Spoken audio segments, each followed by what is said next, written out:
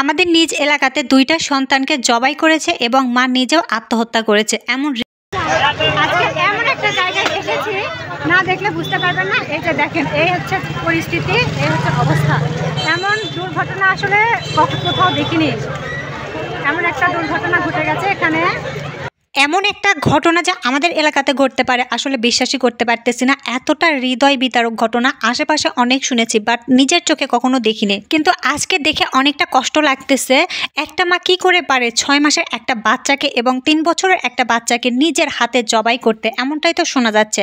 তারপর সে নিজেও আত্মহত্যা করে।